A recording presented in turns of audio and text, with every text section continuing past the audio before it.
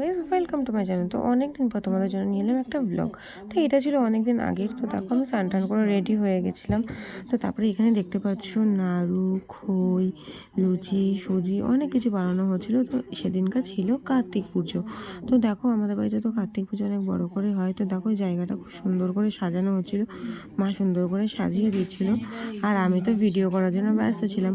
তো তারপরে দেখো আমাদের এইবার একটা কার্তিক দিয়েই হচ্ছে পুজো করা হয়েছে, কারণ আমাদের দুটো কার্তিক আনা হয়, সেখানে একটা কার্তিক এনেছে, কারণ বাবা এবার পারেনি, প্রতিবার তো সমান হয় না, তো সেই কারণের জন্য একটা কার্তিক ঠাকুরই আনা হয়েছে। তো আমাদের কার্তিক ঠাকুরটা কেমন হয়েছে প্লিজ কমেন্ট করে জানিও। এটা কিন্তু অনেকটাই বড় ছিল, ভিডিওটা অনেক ছোট লাগছে। তো মা কার্তিক ঠাকুরকে যা যা দিতে হয় সেগুলো পইতে, ধান, এগুলো সমস্ত কিছু দিয়ে দিচ্ছিল। তো তারপরে আমাদের বাড়িতে যেহেতু সবাই নিমন্ত্রণ করা ছিল, তো তাদের জন্য ছোলার ডাল, লুচি এগুলো সব বানানো হচ্ছিল। তো বৌদি এসেছিল, তো ছোলার ডালটাকে সেদ্ধ করে সমস্ত কিছু নারকেল টারকেল দিয়ে বানানো হচ্ছিল। তো তারপরে মা আবার ওই ফাঁকে এসে আবার সব ছোলার ডালগুলো আবার নামিয়ে সব জায়গায় করে দিল। তো এখানে দেখো আমি আবার ফল টল কেটে রেডি করেছিলাম, মা লুচির জন্য ময়দা মেখে দিয়েছিল, তো আমি ময়দার লেচিগুলো করে দিলাম। তো তারপরে এইসব লেচি টেচি কেটে সব এক জায়গায় করেছিলাম, ফল প্রসাদ কেটে, কারণ পুজো হতে হতেই আমাদের বাড়িতে সবাই প্রসাদ নিতে চলে আসে। তো তারপরে মা এখানে হচ্ছে সুন্দর করে হচ্ছে ফল টল সব সাজিয়ে টাজিয়ে নিল, এইগুলো শিঙে টিঙে দিয়ে ঠাকুরের সামনে যা যা দিতে হয় সব রিচুয়ালসগুলো সেগুলো মা এক এক করে নিয়ে সন্ধ্যাবেলায় ঘরটা পেতে নিল।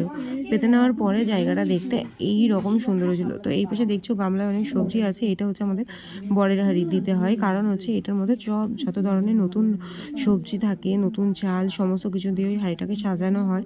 দিয়ে সুন্দর করে মা সমস্ত সবজি দিয়ে ওইটাকে সাজিয়েছে, ওটাকে বলা হয় বরের হাঁড়ি। আর এমনিও ঠাকুরের সামনেটা খুব সুন্দর করে মা সাজিয়ে দিয়েছে। তো সাজিয়ে দেওয়ার পরে মা আবার হচ্ছে চলে এসেছিল ঘরে লুচি ভাজতে, যেহেতু সবাই চলে আসবে। তো আমি একটু ভাজছিলাম, মাও ভাজছিল। তো তারপরে সবাই চলে এসেছিল প্রসাদ নিতে, সবার জন্য খই, নাড়ু, ফল এসব দিয়ে দিয়েছিলাম। তার মাঝখানে পুজোও শুরু হয়ে গেছিলো। পুজো দেখতে দেখতে আমি আবার চলে গেছিলাম প্রসাদ দিতে সবাইকে।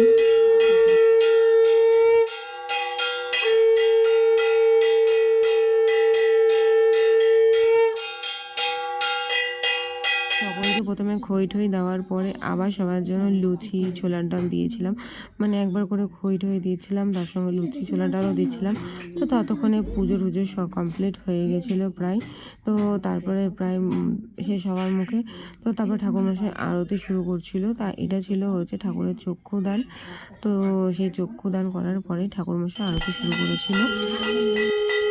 আরতির পরে সমস্তটা পুজো কমপ্লিট হওয়ার পরে আমরা যে পঞ্চপ্রদীপের তাপ সেটা নিয়ে নিলাম।